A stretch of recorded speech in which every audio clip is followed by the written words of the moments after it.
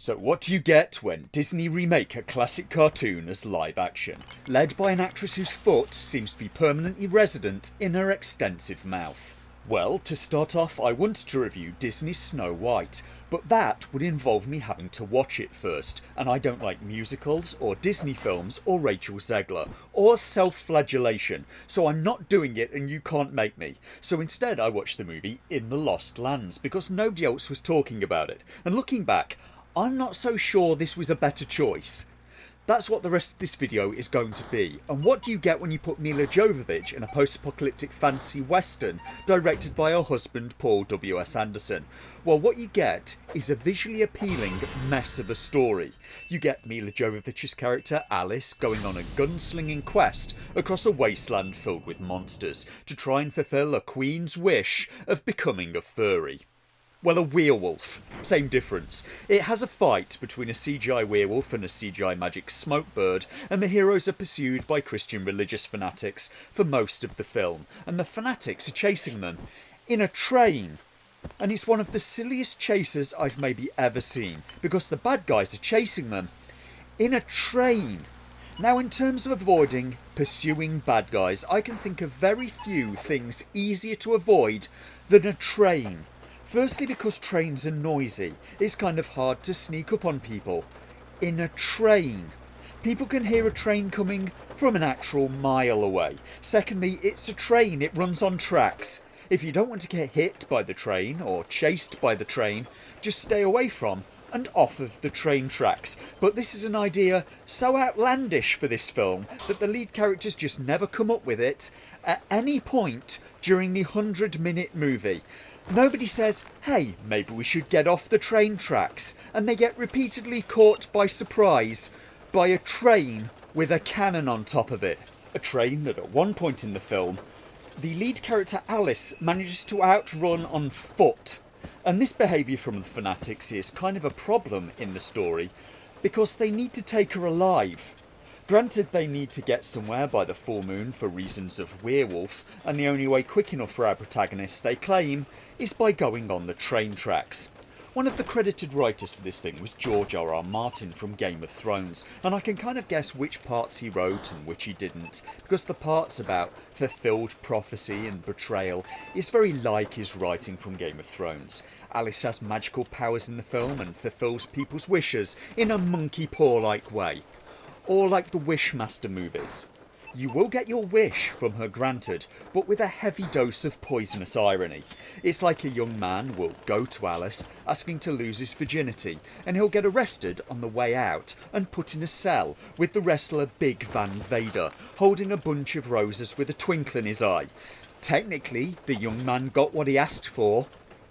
Technically. And then he goes back the next day to complain to Alice that that's not really what he had in mind. He was hoping for Anna de Armas, actually. And his wish gets granted.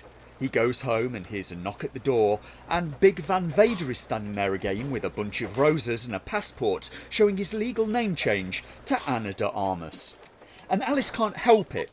It's like she's cursed in this film. She has to say yes to people wishing for things, and then ruin their lives by giving them what they asked for. And the weird thing is that everyone knows this will happen within this story. Alice herself tells everyone this is what will happen if they wish for things from her, and people still go to her and pay her huge amounts of money to fulfill wishes that they know will destroy their lives. It doesn't make sense. The Queen asks Alice to track down a werewolf in this film, when there is one werewolf around and she's in love with him. Just none of it makes sense. What happens if two people come to Alice asking for diametrically opposite things? And spoiler, that happens in this film and it doesn't really get resolved. Alice just gets around it by not giving one of the people what they asked for, and instead gives them what she says they really wanted, which wasn't even the deal that they made in the first place. But there are multiple romances in this film, and none of them are between relatives, so George R.R. Martin can't really have done that bit. The film is in some ways ambitious, but sadly they didn't really pull it off for me. This movie cost a reported $55 million, and it doesn't look like it's even going to make back the production budget.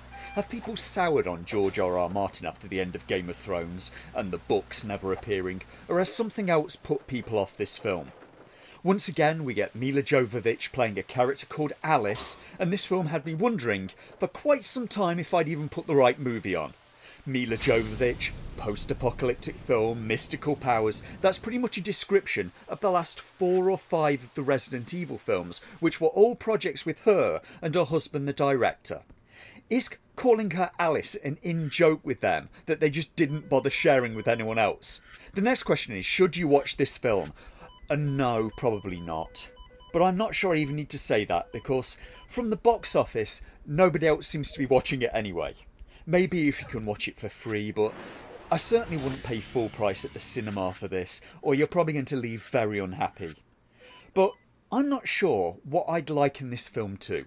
The closest thing I can think of is maybe Rebel Moon, because like that film, In the Lost Lands has nice cinematography, but with it, it just feels completely empty. And also like Rebel Moon, it has very thin story, world building and characters, and I'm not sure this film is really the actors' fault. There's just not much for them to work with. Unlike Rebel Moon, it probably has better action sequences. It's just without characters, I found it hard to really care about any of it. In the post-nuclear apocalypse, there is one city left, surrounded by a wasteland of mutated monsters, and the city is run by an ageing overlord and his young wife. But the church are trying to seize power, and the city seems to have a lot of slaves mining something.